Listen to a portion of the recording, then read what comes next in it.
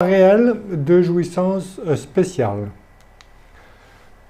Le DRJS, le propriétaire d'un bien accorde des droits sur un bien à une autre personne pour une certaine durée.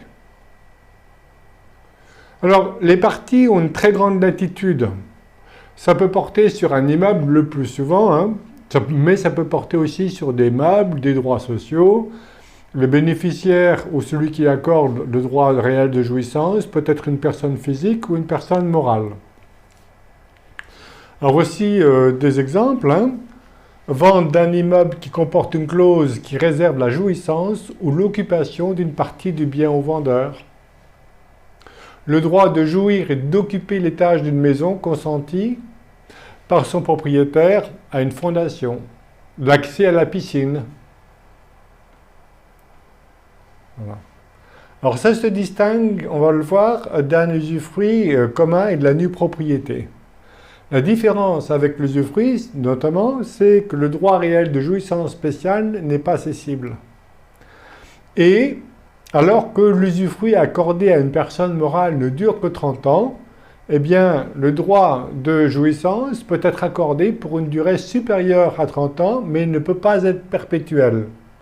Il doit être limité, mais ça peut être limité à la durée de vie d'une personne physique, voire d'une personne morale. On a eu l'exemple. Donc c'est un droit qui confère le bénéfice d'une jouissance spéciale d'un bien, distinct du droit réel d'usage et d'habitation, par exemple. Ce n'est pas un droit réel d'usage et d'habitation, mais c'est un droit de jouissance qui peut être à durée indéterminée, mais pas pour une durée perpétuelle. On a vu, exemple, c'est la durée d'une fondation. Alors, bon. La convention qui prévoit un droit de jouissance donne le droit de louer le bien et au bénéficiaire, il peut louer le bien si les revenus sont destinés à la réalisation de son objet social, par exemple une fondation, pour tirer des revenus, pour financer son objet social. Donc voici les jurisprudences. Et si ce n'est pas prévu, limité dans le temps, à ce moment-là, la durée est de 30 ans, comme pour un usufruit. Alors, c'est assez récent, quand même, le droit réel de jouissance spéciale, puisque les premières jurisprudences datent de 2007. On a quelques-unes, et donc c'est une technique très peu utilisée. Mais ça peut être intéressant, éventuellement, attention, pour contourner les dispositifs. Par exemple, vous voyez bien que je vous donne un exemple, l'utilisation fiscale, mais vous savez ce que j'en pense, l'utilisation fiscale. Donc, notamment la première cession d'usufruit temporaire, et maintenant est taxée non pas comme une plus-value, mais comme un revenu.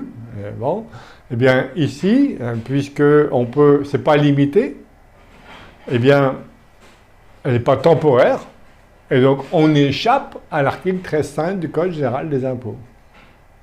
On échapperait, évidemment, puisqu'on va le voir que le législateur, il ne faut pas le prendre pour un imbécile quand même.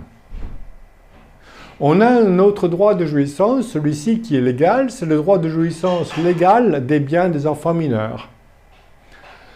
Dès lors qu'un enfant est âgé de moins de 16 ans, eh bien, le représentant légal, le père, la mère, a la jouissance des biens de l'enfant, donc le droit de percevoir et de s'approprier les revenus de l'enfant. C'est la contrepartie du devoir d'éducation et d'entretien des enfants. Alors, on a certaines situations familiales où ce n'est pas souhaité. On peut écarter le droit de jouissance légale des biens des enfants mineurs. Notamment, voilà, je suis en situation là où je ne m'entends plus du tout avec mon conjoint. Ça va être mon futur ex-conjoint, on va dire ça comme ça, ou ça l'est déjà. Je suis divorcé et je veux donner à mon enfant. Ou je risque de décéder. Et à ce moment-là, vous voyez bien que si mon enfant est mineur, eh bien l'autre parent, mon ex, pourra recueillir tous les fruits du bien. Ce que je n'ai pas envie parce que je sais que c'est un panier percé, par exemple. Donc, c'est l'article 384, on y reviendra fréquemment, c'est que dès lors que l'enfant mineur, on peut, dans l'acte de donation, écarter les règles de l'administration légale. tout simplement. Et de désigner, alors, les règles de l'administration légale et le droit de jouissance.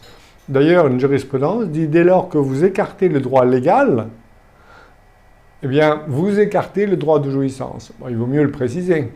Mais on peut éventuellement écarter le droit de l'administration légale et conserver le droit de jouissance, ou écarter les deux, ou n'en retenir qu'un, vous voyez. Voilà. Et enfin, le droit du locataire, qui n'a rien à voir avec un usufruit, bien sûr. Le locataire peut user du bien, mais il ne s'agit pas d'un droit personnel contre le propriétaire, et donc n'a donc pas un droit réel sur le bien.